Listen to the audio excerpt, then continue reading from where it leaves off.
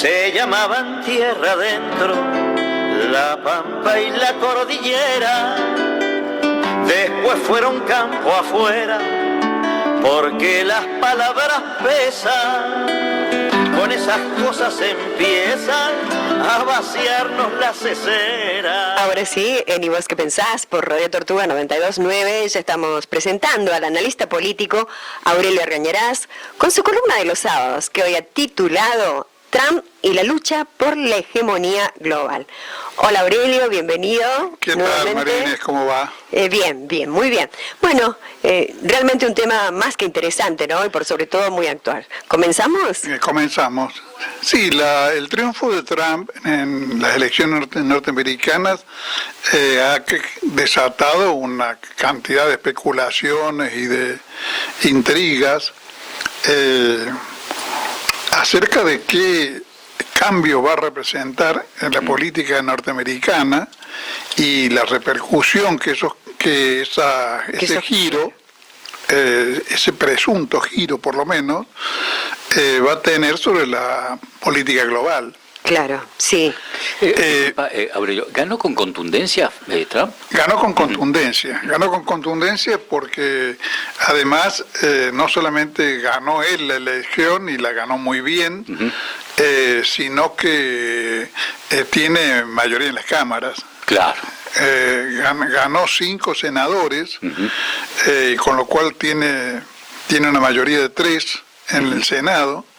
Y bueno, y también tiene mayoría en la Cámara de Diputados. Diputados, claro. Así que está en condiciones de llevar a cabo su política sin trabas. Claro. Sin trabas. Claro, sí. Creo que no es mi tema hoy ese, pero creo que el triunfo de Trump es coherente con la política de abandono de sus bases tradicionales que ha hecho el Partido Demócrata en las últimas décadas. El Partido Demócrata operó durante muchas décadas como la izquierda, muy suave, por supuesto, ¿no? Sí, como la izquierda norteamericana, a pesar de que en sus orígenes, en la historia norteamericana, el partido revolucionario fue el Partido Republicano. Claro. Mira. El Partido Republicano fue el partido del norte, claro, industrialista, claro. Fue el partido que dirigió el norte en la Guerra de Secesión, claro. El partido de Lincoln, o sea, el partido que abolió la esclavitud en Estados Unidos y en consecuencia en aquellos años, digamos, no ocupaba el lugar del progresismo norteamericano. Claro. Pero después se dieron vuelta, ¿no?, las cosas. ¿Cómo? Era lo novedoso, teniendo en cuenta el conservadurismo del centro-sur de Norteamérica. Claro. Y es que fueron los vencidos, el centro-sur, en manos de el norte industrialista, digamos, exactamente, ¿no? Bueno, Estados Unidos, a raíz justamente del triunfo industrialista, que fue un triunfo, además, eso se dice poco por la independencia económica norteamericana, claro. Porque el sur, además de ser esclavista, tenía una relación de complementariedad a la cual respondía con la industria textil inglesa. Claro, los británicos, sí. Y en consecuencia el triunfo del sur hubiera transformado quizás a Estados Unidos, hubiera perdurado por lo menos, en una especie de país latinoamericano, claro, de colonia productora de materia prima del Imperio Británico. Claro, exactamente. Al ganar el norte y establecer una política de protección industrial muy rígida, Estados Unidos se transformó en una potencia industrial. Una potencia industrial que yo le sugiero al lector, al oyente, perdón, le sugiero al oyente ubicarse en la realidad actual partiendo de una especie de perspectiva histórica relativamente amplia en la historia universal un siglo es casi un suspiro, pero resulta ser que hace un poquito más de un siglo estábamos todavía en el universo del reino absoluto del Imperio Británico como imperio universal. Claro, sí. Estados Unidos recién a partir de la Primera Guerra Mundial aparece como una amenaza para el poderío industrial británico, Sí. que ya había sufrido en las primeras décadas, en las últimas décadas del siglo XIX y en las primeras del XX, había sufrido la competencia desafiante de la industria alemana, que como ocurre muchas veces cuando hay una política industrial potente y en un país nuevo, tenía tecnológicamente era más moderno que la industria inglesa, que había sido, como es lógico, un poco en la lógica empresaria, había sido vacilante a la hora de, digamos, de poner al día su equipamiento industrial, porque el equipamiento industrial, cambiar el equipamiento industrial sale mucha plata. Claro. Mucha Claro, plata. mucho. Y entonces, como los alemanes de alguna manera arrancaban de cero, digamos así, la industria alemana era más moderna y competitiva, pero Alemania fue derrotada en la guerra, en la Primera Guerra Mundial, fue sometida al Tratado de Versalles, eso la colocó en una situación muy desventajosa,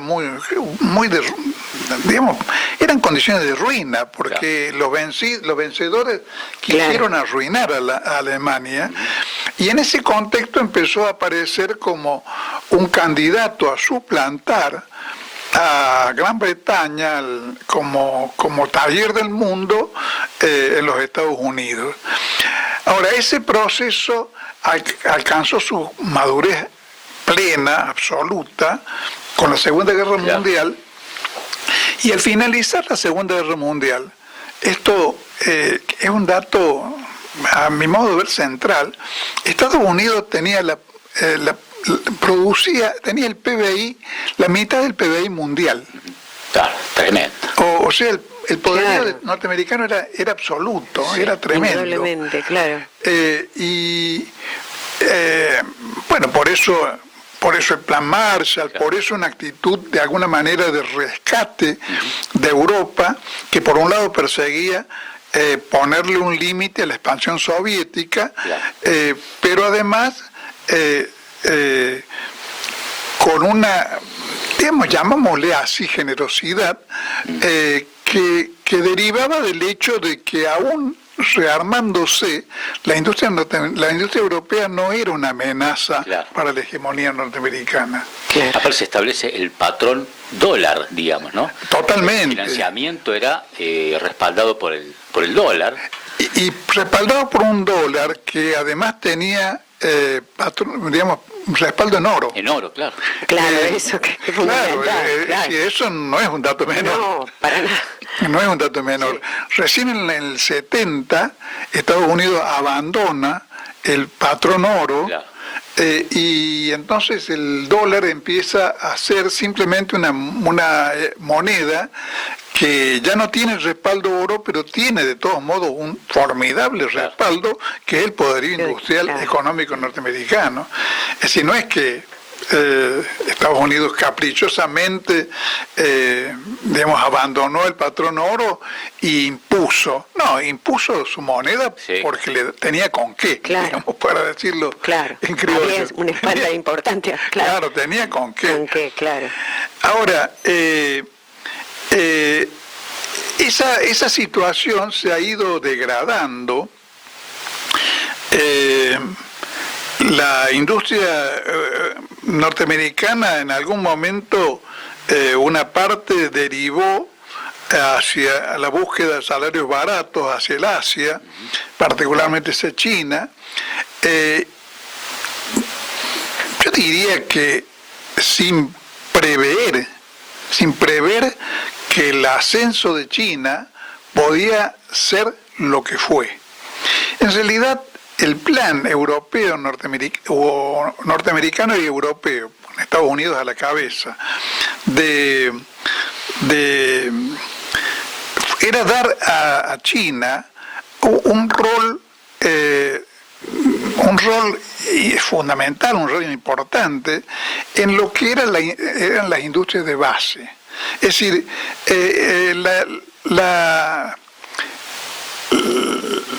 el empujón hacia China tuvo dos soportes. Uno de los soportes era utilizar a China contra la Unión Soviética. Generar como una especie de escudo con varios países asiáticos que promovió Estados Unidos. Claro, pero además, digamos, fracturando ya definitivamente, claro, porque la unidad entre China comunista y la Unión Soviética se había roto antes, claro. Pero el propósito de la diplomacia norteamericana, con Kissinger a la cabeza, fue consolidar la alianza con China como una manera de cercar a la Unión Soviética, de debilitarla más. Claro. Ese era uno de los pivotes, es decir, el respaldo norteamericano en ese sentido.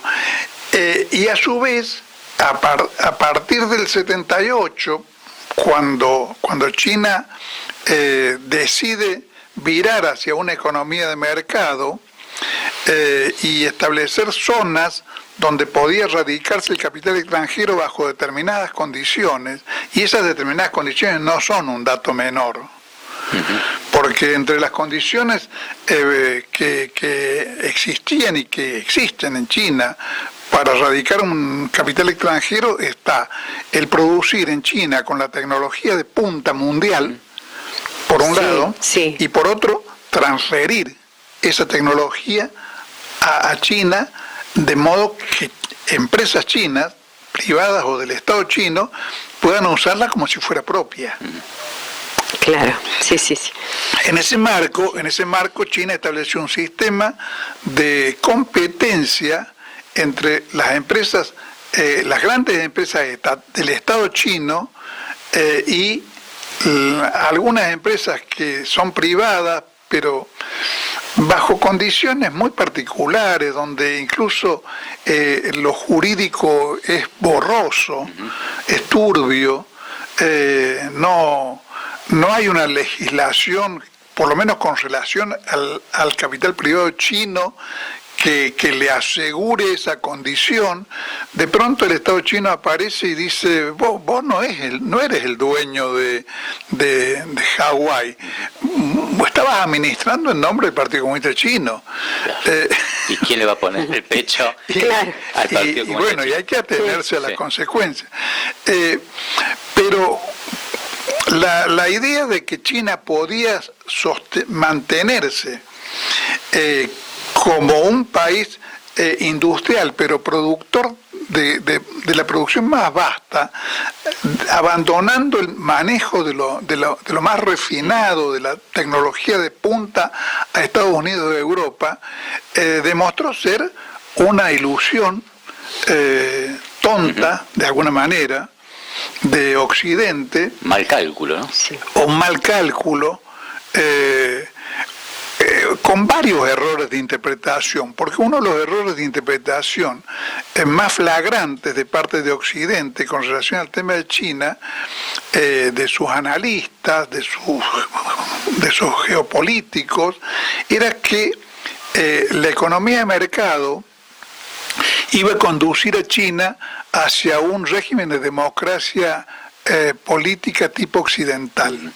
No se les ocurría pensar que una economía de mercado podía estar gestionada por el Partido Comunista Chino y coexistir, como de hecho ese era el plan chino, coexistir con un Estado económicamente poderoso que mantenía en sus manos los renglones decisivos de la economía, como los bancos, por ejemplo, el manejo del comercio exterior, las empresas de tecnología de punta y demás, para poder regimentar a todo el conjunto, impidiendo que el mercado se transformara en el sector dominante de la economía. Claro. Digamos, el capital privado se transformara en el sector dominante de la economía. Bueno, como todo eso no fue así, China fue adquiriendo un desarrollo cada vez más portentoso que termina amenazando la hegemonía económica de Occidente en más de un renglón. El renglón donde en los últimos 2 o 3 años eso se sobresale es el de los automóviles eléctricos.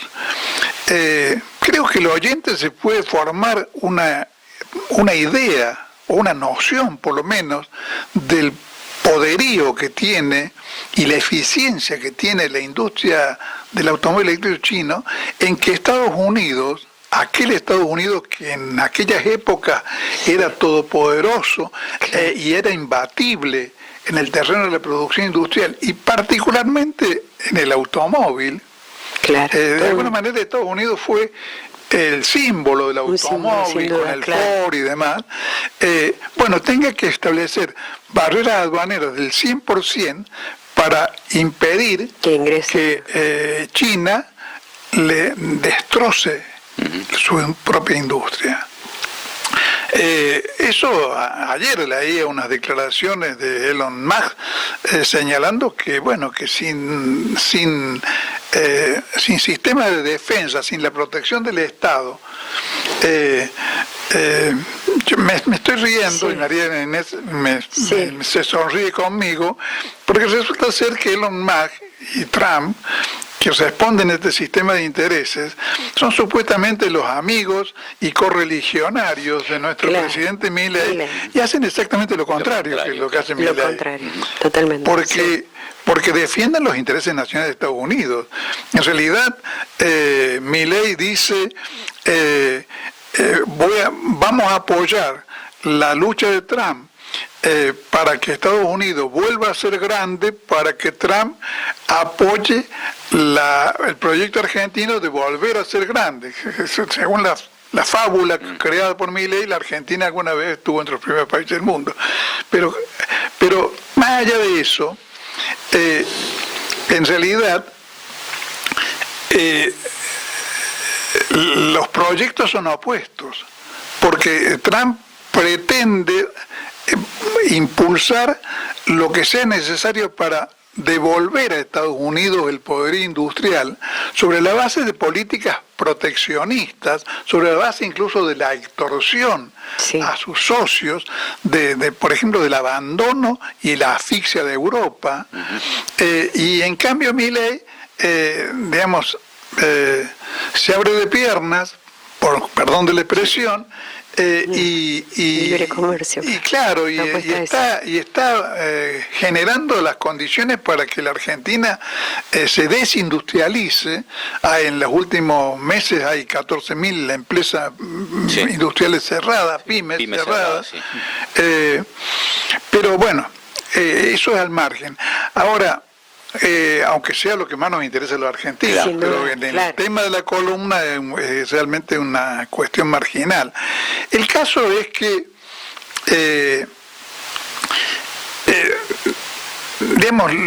lo de Trump no tiene nada que ver con lo que fantasea otro fantaseador, Guillermo Moreno, de que Trump es peronista. Por la sencilla razón de que Trump no puede ser peronista, porque Estados Unidos es un tipo de país, la Argentina es un tipo de país distinto. Es decir, ser nacionalista en los Estados Unidos es ser imperialista, ser por su lugar estructural en la economía mundial. Estados Unidos, Francia, Inglaterra, Japón, Alemania, persiguen como política patriótica de ellos la opresión y la explotación de otros pueblos, que no era la política de Perón. La política de Perón era, como situado en un país semicolonial, era ser patriota para liberarnos de la opresión de otros. Estados Unidos no se tiene que liberar de la opresión de nadie. Estados Unidos lo que está pugnando es por volver a ser el país hegemónico del mundo y volver a tener la cuota de opresión sobre el resto del mundo que ha perdido. Ahora, esa batalla, en principio parece una batalla perdida. Trump la va a dar, por supuesto, pero si uno tuviera que apostar, diría que es una batalla perdida porque el dinamismo que ha alcanzado el desarrollo de la producción china ha logrado tener grados de productividad tan altos que no se sabe cómo podría hacer Estados Unidos con medidas que no van más allá de poner trabas a la inmigración de sus propias empresas, favorecer la reindustrialización del país, pero con una estructura industrial que es vieja. Lo nuevo en Estados Unidos y que le ha permitido sostener en las últimas 2 décadas, diría yo, 2 o 3 décadas, cierto papel hegemónico a nivel global, son las empresas ciertas empresas de tecnología punta, como Google, como Facebook, como X. Sí. Es decir, ha sido indudablemente el que, digamos, con la base de los desarrollos que había logrado en el terreno de la informática, la NASA copara la plaza en el terreno de la Internet. Sí. Actual, claro. En todo lo que es el dominio de la nube. Claro. Con vos teníamos hace unos días un intercambio por WhatsApp sobre el tema, pero también en ese terreno está disputando con China. Claro, claro. Sí, porque los chinos también han justamente desarrollado una feroz participación en el manejo de las plataformas digitales, en el manejo de todo lo que es el cloud, digamos, la nube. Y fíjate vos que el desarrollo de tecnologías como el 5G, que es una tecnología de telecomunicación de avanzada, está titularizada esencialmente por China. Claro, y bueno, entiendo que están más avanzados que Estados Unidos en el manejo de la computación cuántica. Claro, exactamente. Y bueno, y el que llegue primero en la computación cuántica va a ser difícil disputarle. Sí. Empatarlo, por decir así, empatar el partido cuando uno ganó. Bueno, y justamente que en ese terreno también está en riesgo la hegemonía norteamericana, lo pone de manifiesto el trato que Estados Unidos tiene con Huawei. Claro, exactamente. Lo ha cercenado. Intenta por todos medios frenarlo. La tentativa de sacar del mercado norteamericano a TikTok, por ejemplo, es otro dato. Es decir, yo veo como complicado que ese plan de Trump logre tener éxito a costa de China, porque no puede tener éxito sin que nadie pague un perdedor tiene que haber, claro. Bueno, sí.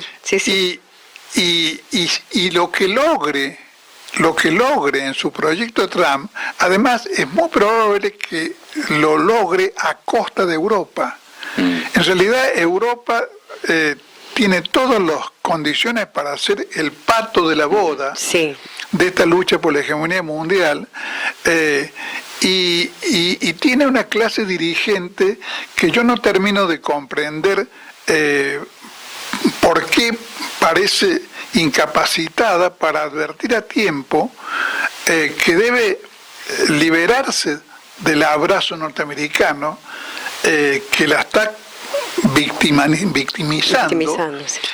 Y por ejemplo le crea problemas gravísimos al país más industrial de Europa, que es Alemania. Alemania, claro. Alemania Sí. ha sufrido la pérdida del gas ruso, Sí. que era vital.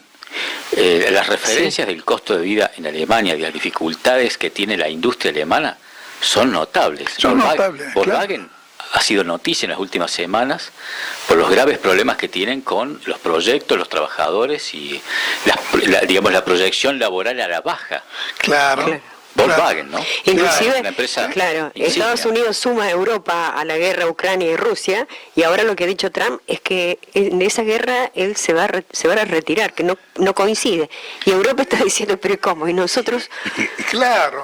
¿Cómo quedamos? ¿Cómo quedamos nosotros? Claro. Y en realidad han sido cómplices y víctimas al mismo tiempo de una supuesta amenaza rusa que no es tal. Porque tampoco nos resulta desde la distancia tan claro por qué países que han practicado razonablemente la neutralidad, como Noruega, Sí. como Finlandia, también. actualmente están en una especie de posicionamiento antirruso que, por lo menos desde acá, parece suicida. Son vecinos.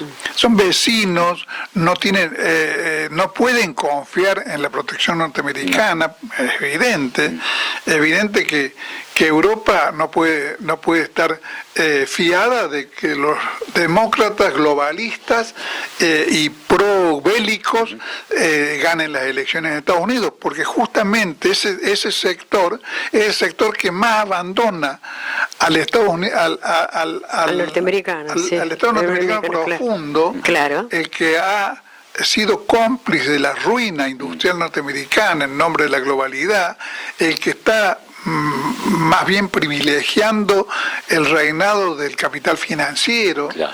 que el capital financiero le hace pagar los platos rotos a la industria. Al ciudadano común norteamericano. Claro. También, Y a su vez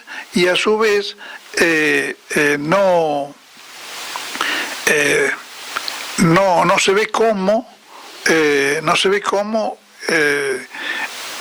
puede una política distinta lograr lo que sería una marcha atrás en la globalización. De alguna manera la política de Trump necesitaría de un retroceso de la globalización, Claro. hacia una política con visos aislacionistas, Claro, de proteccionistas. por los Estados Unidos. Claro. Pero eso, según algunos entendidos, es impracticable porque se han desarrollado en estas últimas décadas lo que se llaman las cadenas de valor, se han desarrollado como cadenas internacionales, Sí. donde los grandes monopolios mundiales tienen radicadas partes de la producción Sí. en distintas Partes del áreas mundo, claro. Sí. geográficas del mundo, y eso se ha hecho no por capricho, sino porque significa conveniencia. economías de escala Claro. y abaratamiento de los costos a los cuales no se puede renunciar. Apple, por ejemplo, Claro. la manzanita, los iPhone, su producción y su desarrollo tecnológico para la producción están en China. Claro. Claro. Y trasladarlo a todo eso a Estados Unidos es imposible. Claro. Es que lo diferente en la realidad actual, en esto que algunos llaman la nueva Guerra Fría, lo diferente es que la Guerra Fría, la vieja Guerra Fría, era una guerra entre sistemas, pero con una de las dos partes, que era la Unión Soviética, que practicaba una política de autarquía nacional y no competía en el mercado mundial. Claro. La Unión Soviética nunca fue un adversario temible para Estados Unidos en el mercado mundial, porque estaba aislado. Yo he estado leyendo, porque estoy estudiando un poco sobre el tema de la historia de la Unión Soviética, estaba leyendo cifras de lo que era su comercio exterior, donde uno se encuentra con que el comercio exterior de la Unión Soviética era el 1,7, claro. el 2, el 3, por ahí el 5%.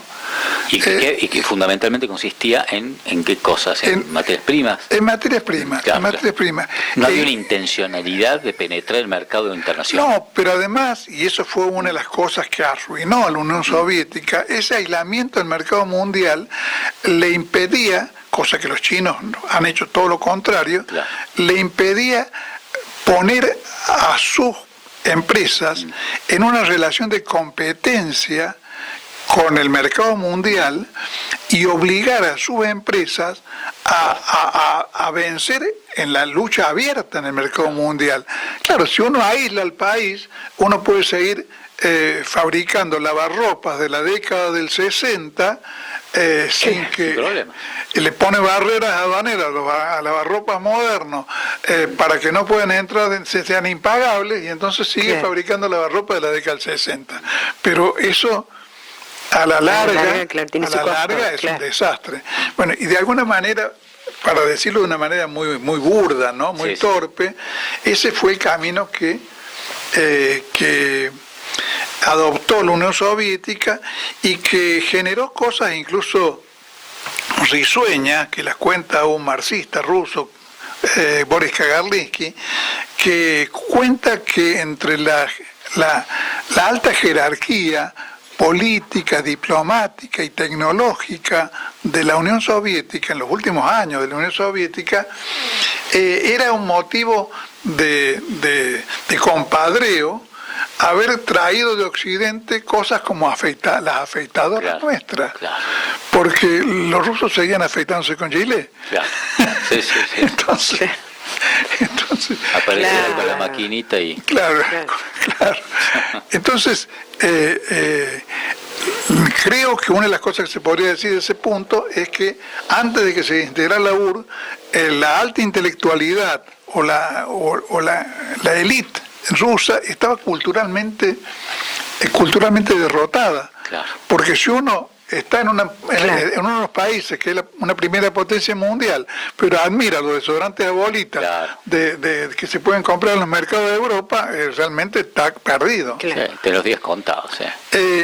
Ahora, una cosa que me parece que es interesante, vamos a ver, porque todo esto son hipótesis, cálculos, reflexiones y nada más, y conjeturas. Una de las cosas que pareciera ser interesante de lo que promete, de lo que augura, digamos, ¿no?, la presidencia de Trump, es que pareciera ser que salvo en el caso del Estado de Israel, donde da la impresión de que va a ser va a ser un respaldo tan firme como el que han hecho los demócratas, pareciera ser que va a retomar su política no belicista que ya tuvo en la primera presidencia, que eso podría llevar a una